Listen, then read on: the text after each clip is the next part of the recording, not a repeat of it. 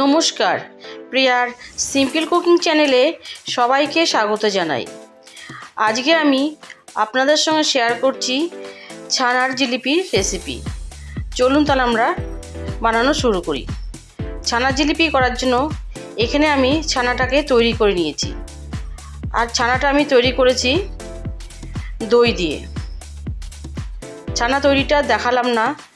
এবার আমি ছানাটাকে একটা ছাকনার মধ্যে পরিষ্কার কাপড় নিয়ে ছানাটাকে ভালোভাবে জলটা ঝরিয়ে নেব।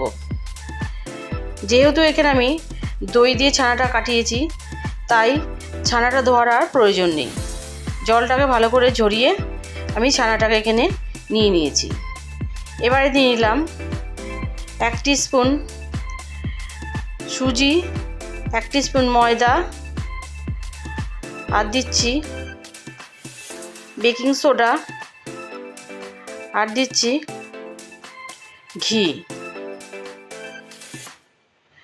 ঘিটা দিয়ে ছানাটাকে প্রথমে আমি ভেঙে নেব। ভেঙে নিয়ে ভালো করে সমগ্র উপকরণগুলোকে ভালো করে মেখে নেব। হাতের তালু দিয়ে চেপে চেপে ভালো করে মেখে নেব। এবার দিয়ে দিলাম 1/2 টিস্পুন মতন চিনি। চিনিটা দিয়েও ভালো করে মেখে নেব প্রায় 6-7 মিনিট ধরে। দেখুন ছানাটা আমার মাখা হয়ে গেছে। এবার এখান থেকে আমি একটু ডলে নিয়ে লেচি কেটে নেব। আমি যেরকম সাইজ করব সেই সাইজের আমি লেচি কেটে নিচ্ছি।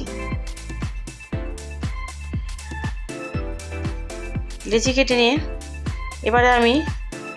এবার এটাকে লম্বা করে তৈরি করে নেব। হাতে করে নিয়ে এবার থালার মধ্যে রেখে আমি হাত দিয়ে বেশ লম্বাটে করে নিচ্ছি।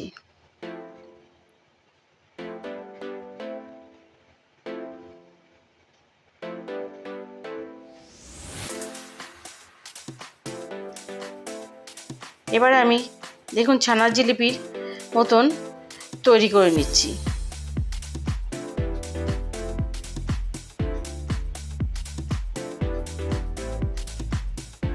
ভালোভাবে চেপে বন্ধ করে দিলাম।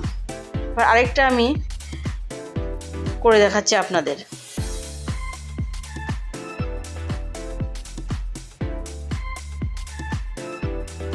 এইভাবে থালার মধ্যে না করেও এরকম বেলুন চাকির মধ্যেও করতে পারেন। এইভাবে আমি সবগুলোকে তৈরি করে নিলাম। নিয়ে এদিকে আমি তেল বসিয়েছি। তেলটা গরম হয়ে গেছে। গ্যাসটাকে মিডিয়াম টু লোতে করে আমি ছানা জিলিপিগুলোকে সব ছেড়ে দিচ্ছি।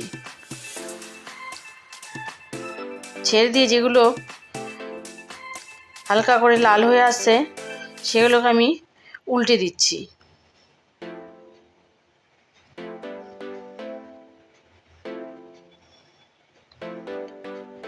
দেখি 4টে আমার হয়ে গেছে। বাদবাকিগুলোকেও দিয়ে দিচ্ছি। দিয়ে লো টু মিডিয়াম আছে আমি সবগুলোকে ভেজে নেব।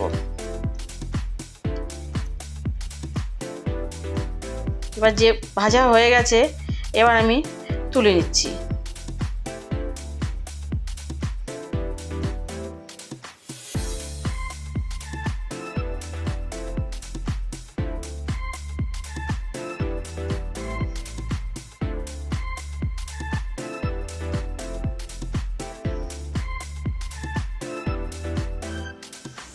সবগুলো ভাজা হয়ে গেছে।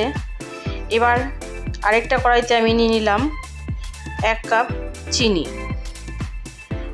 দিয়ে দিলাম ওই কাপেরই 1 কাপ আর সামান্য একটু জল। দিয়ে দিচ্ছি 2টো ফাটিয়ে এলাচ।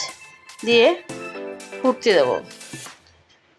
5 মিনিট ফোটার পর এবার আমি ভাজা জিলিপিগুলোকে ওই রসের মধ্যে দিয়ে দিচ্ছি। দিয়ে জিলিপিগুলোকে আমি উল্টে পাল্টে 10 মিনিট মতন রসের মধ্যে ফুটিয়ে নেব। ফুটিয়ে নিয়ে আমি গ্যাসটাকে অফ করে ঘন্টাখানেক স্ট্যান্ডিং টাইমে রেখে একটা সার্ভিং বলে আমি সার্ভ করে দিলাম। কেমন লাগলো আমার আজকের রেসিপি অবশ্যই জানাবেন। ভালো লাগলে লাইক করবেন আর আমার চ্যানেলটিকে সাবস্ক্রাইব করে আমার পাশে থাকবেন। ধন্যবাদ।